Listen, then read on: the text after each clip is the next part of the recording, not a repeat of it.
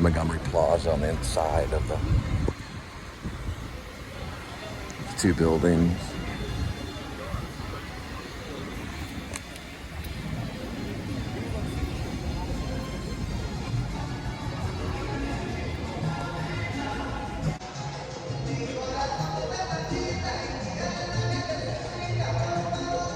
So this is what the west side looks like right over this way of the Montgomery Plaza.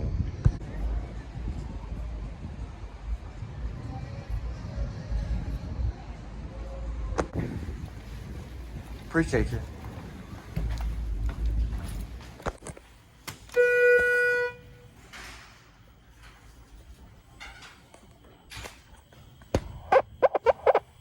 One,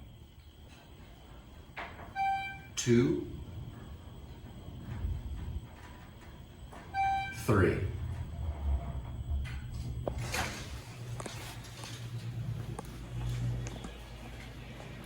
Oh wow.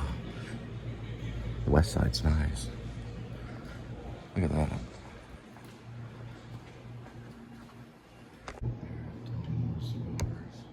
There's the one from the 20s, or it looks like the 20s. I think the building was popular in the 40s.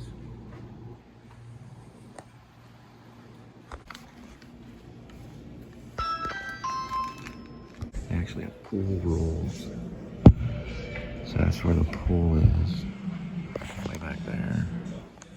Cool. If you remember from my early vlogs, I'd go by this yogurt land here. This is in the middle of Montgomery Plaza. It's right there.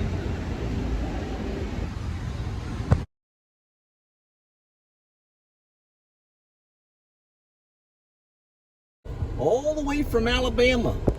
Elon Musk car. Wouldn't that make a great time traveling movie car? You can see the front part only right there. Is that F-150? Look at the front part right there. Isn't that cool? Cool. 10575 2.5. A rock! A rock! Yeah, a freaking bomb rock.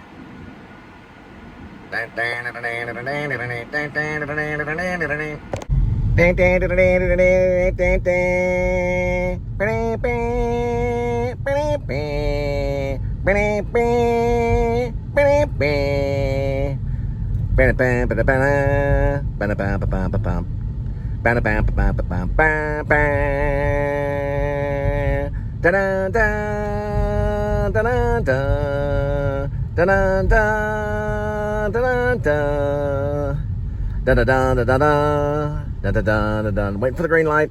Let's see if we get it. Oh, we're approved. We got it. Approval. Quick Scorsese taxi driver. And it's gone through a little bit. Still need to watch that shot.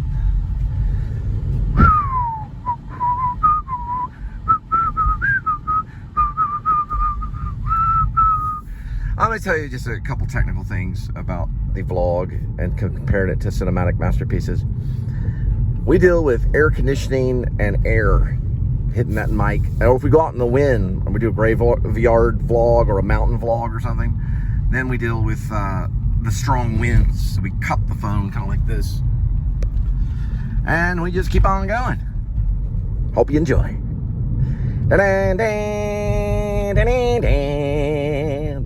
Ooh, go-karts. We got the go-karts. Big time.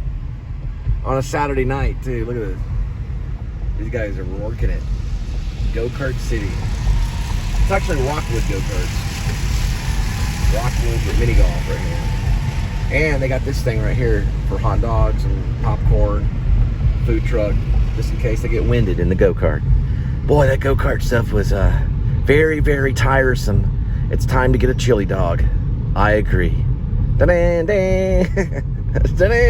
Alright, for all you werewolf believers, tonight is a full moon. It was actually last night too. It's like super full tonight.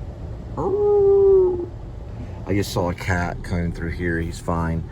We were visited by what I call a werewolf cat last night. He came up to the place where we live, and he was kind of mangy, but he has somebody's stray cat, or just a stray cat. He has like a vision problem, so he literally looks kind of like, his eyes look like a bat eyes. And he was kind of looking at me, and I was just like, what is this? We gave him some cat food, but we don't think we can like bring him in or anything. But there's strays everywhere. But we brought Edmund in.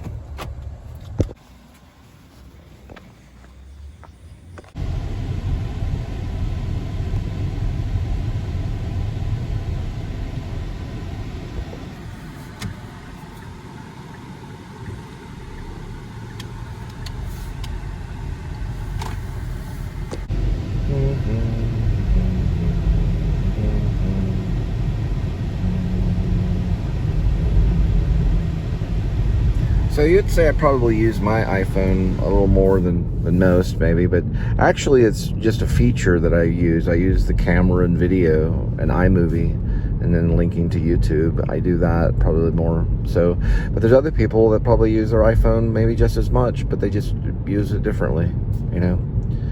But I have noticed what I've been doing now since the last security thing is I've been turning the phone off more, or configuring it to where it's not accidentally putting in the passcode, you know, and then doing the security lockout is what they call it. So I've been practicing different methods and stuff, because it's kind of frightening. If you know, in this type of society, when all of a sudden you're like, whoops, I'm gonna have to wait, huh? So there must be a reason for that, and I'd love to go to an Apple store to talk about the philosophy of it, or the reasoning behind it. You know, this is the reason why we've decided to do a security lockout if the phone gets the wrong password too many times, and these are the reasons, and these are the ways.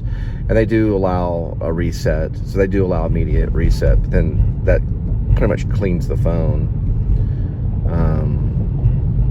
which is a bummer. Oh man, but anyway, been through a lot since the Please Subscribe show, so let's start. We don't worry about that. We found a way around it. That's just powering down the phone where it's turned off, and it's not going to have any type of security lockout as long as it's powered off. Not that I know of.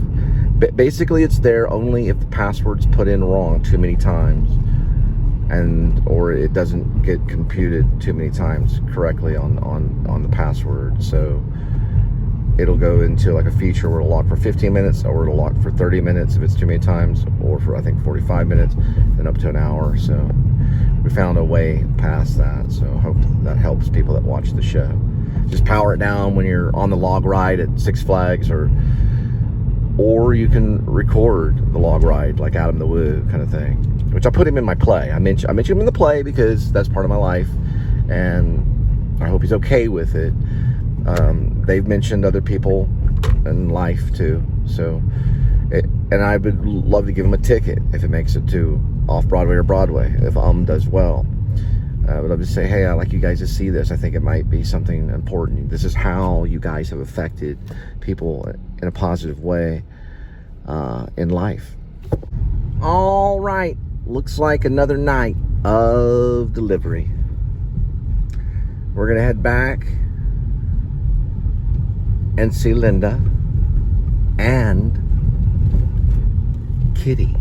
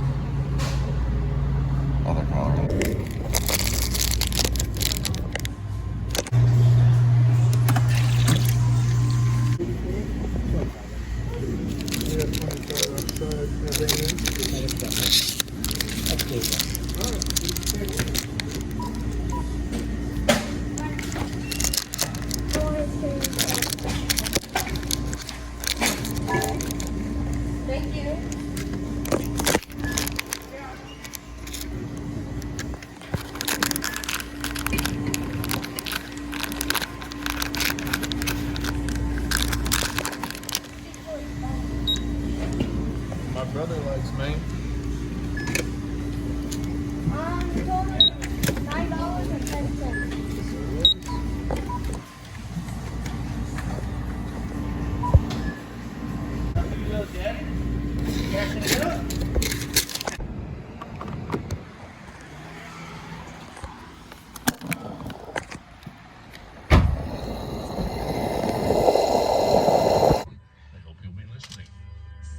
Okay, yeah.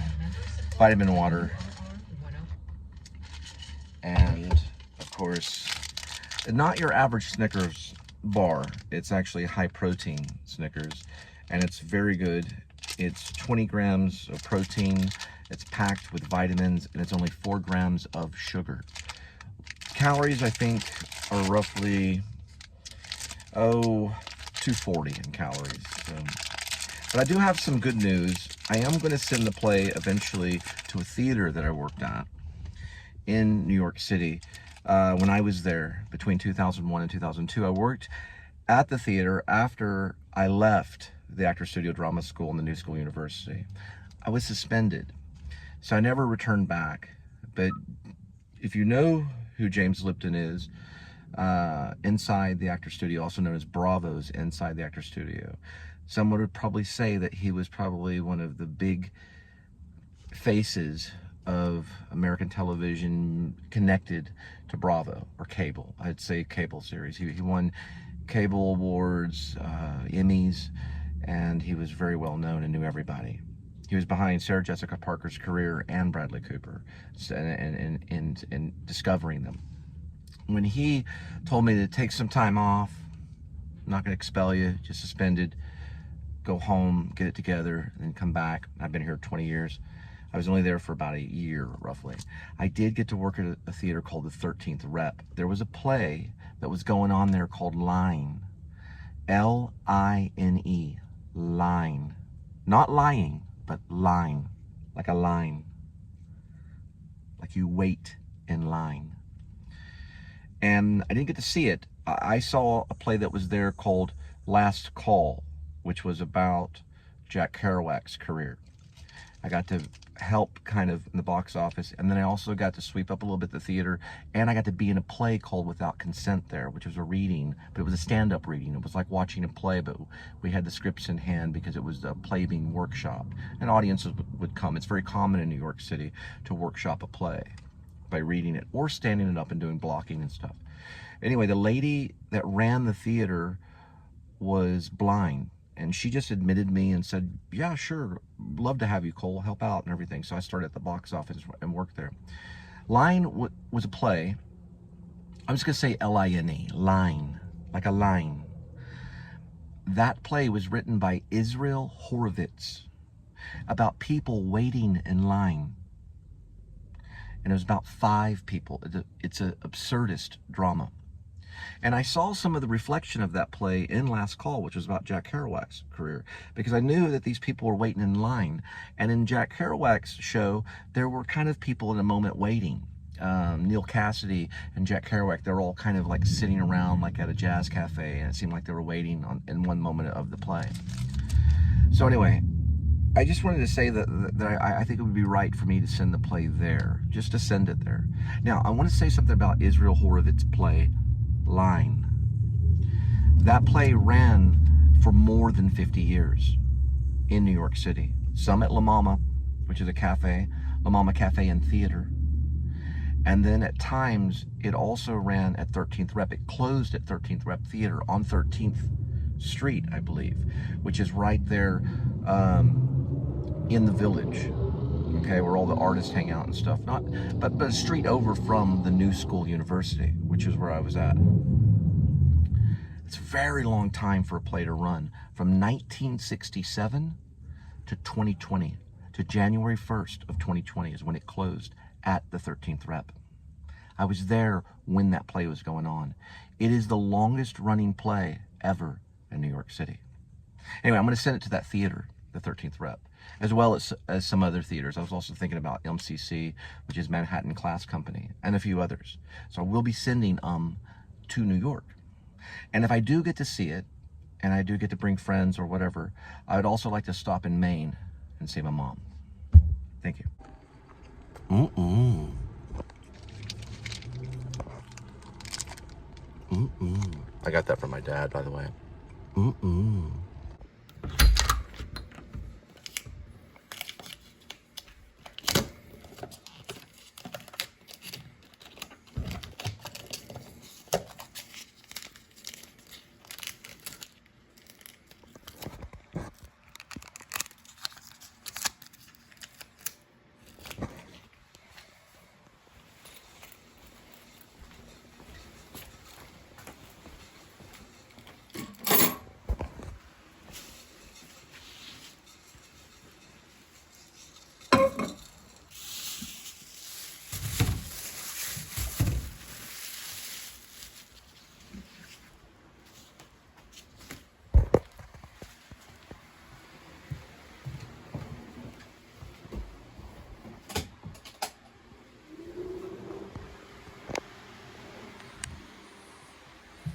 Where?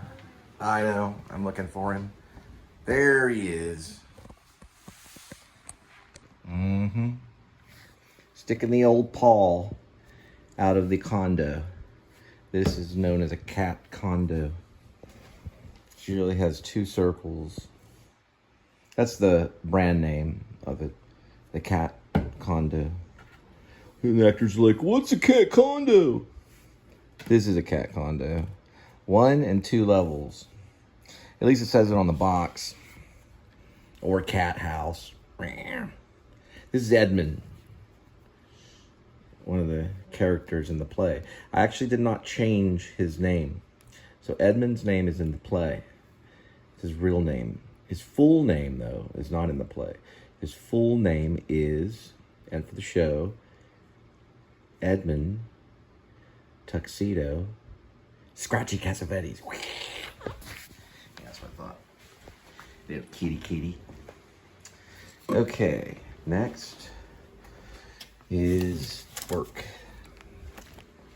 So, I was told by a great playwright of mine, a friend of mine, always use a journal. I know. Okay, I'm sorry. Let me turn this over here. There we go. Just woke someone up. This one is right here. Sorry about that. Real quick, I structured the opening monologue of the play, sticking truer to the script that was in the journal, the composite book. This is after the Bowie song. And if you look at the bottom, just little nuances, I did put the YouTuber play. I don't know if I wrote that down, but I definitely thought it. The YouTuber play. And then I like I'll go with ends right there, then lights up on the townhome. It's gonna be a long one, guys. All right, guys, we're gonna go ahead and scroll.